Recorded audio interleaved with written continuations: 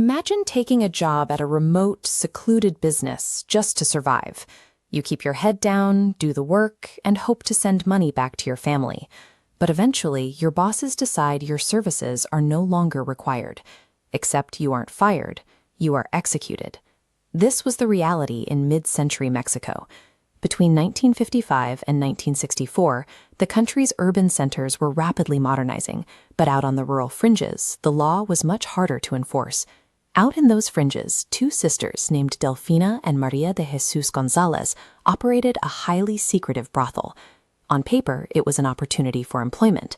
Nearly 100 people walked through their doors looking for a steady wage or a night out. Instead, they ended up buried in a massive, hidden grave right in the backyard. The González sisters didn't kill for the psychological thrill. They murdered as a calculated, decade-long business strategy. To hide a crime scene of this magnitude, you need absolute physical isolation. Their compound was a fortress surrounded by miles of barren earth, making it nearly impossible for anyone to stumble across the property by accident. The sisters also created a social vacuum. They specifically chose to hire outcasts, runaways, and desperately poor workers. People whose sudden disappearances would leave no paper trail and spark no police investigation.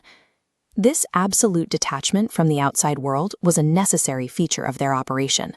It created a permanent blind spot for local authorities, allowing their gruesome human resources model to function with zero interference.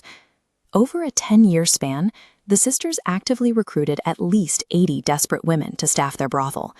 They lured them in with the basic promise of food, shelter, and stability. The moment these women arrived, the compound operated like a maximum security prison. The sisters controlled every aspect of their employees' lives, ruling with absolute, terrifying authority. The operation relied on keeping the workforce compliant and profitable. If a worker became too sick, grew too exhausted to follow orders, or lost her physical appeal, management deemed her useless. In this enterprise, there was no severance package. When a woman outlived her utility, the sisters systematically murdered her. They completely erased the humanity of the people working for them. To the González sisters, a human being was a piece of disposable inventory, easily replaced the moment it broke down. This animated ledger tracked a brutal strategy to eliminate liabilities. Over a decade, pages filled with 80 red tally marks. 80 women crossed out to protect the bottom line. Eventually, 11 male customers met the same fate, added to the terrifying tally. That brings the final confirmed number of victims buried on the property to 91. It is a staggering slaughter, achieved entirely through the terrifyingly mundane routine of daily business management. The entire enterprise finally collapsed in 1964. Authorities managed to breach the locked compound, expecting to raid a standard illegal brothel. Looking at this aerial map of the property, you can see exactly what investigators unearthed. 91 separate sets of remains, scattered and buried across the barren dirt. As they interrogated the survivors, the police made a darker discovery. Delfina and Maria de Jesus were not acting alone. 2 more of their sisters were actively participating in the killings. The cover-up succeeded for 10 years because it didn't rely on bribing outsiders. It relied on the absolute airtight loyalty of a 4-person sibling death squad. At trial, prosecutors faced a forensic nightmare. They had 91 bodies, but zero ability to match a victim to a specific sister.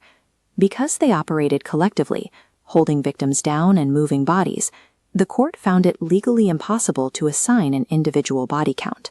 The Mexican justice system held them equally responsible, handing down historic 40-year prison sentences to the sisters for orchestrating the massacre. To this day, the González sisters are responsible for one of the highest casualty serial killing sprees in modern history. They built an empire on a terrifying premise. They didn't see people, they saw inventory, and they answered the coldest question in business.